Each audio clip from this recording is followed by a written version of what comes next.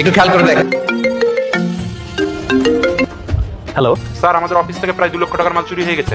আলহামদুলিল্লাহ, আল্লাহ তোমার দরবারে লাখ লাখ শুকরিয়া।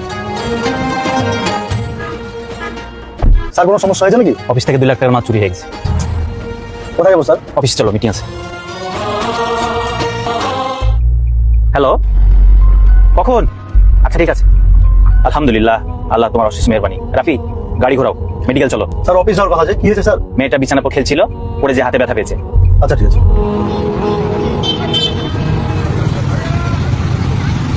ঠিক আছে ঠিক আছে, আমি চেষ্টা করছি, হ্যাঁ। আচ্ছা ঠিক আছে, সরি ভাই। ঠিক আছে, সমস্যা নেই। স্যার ফোনের ডিসপ্লে তো একবার ফেটে গেছে। আলহামদুলিল্লাহ, আল্লাহ তোমার লাখ লাখ শুকরিয়া। স্যার আপনি আজব মানুষ স্যার।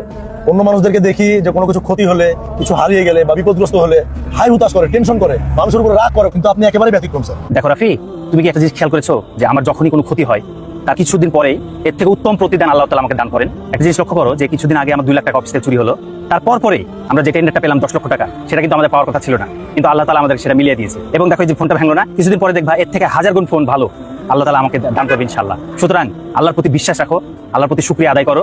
যে কোনো অবস্থাতে তুমি আল্লাহর প্রতি সন্তুষ্ট থাকো, আল্লাহ তোমাকে উত্তম প্রতিদান দান করবে। এজন্য আল্লাহ তাআলা বলেন, তোমরা আমার নিয়ামতের শুকরিয়া আদায় করলে আমি তোমাদের নিয়ামত আরো বাড়াই দেব। সুবহানাল্লাহ। আলহামদুলিল্লাহ।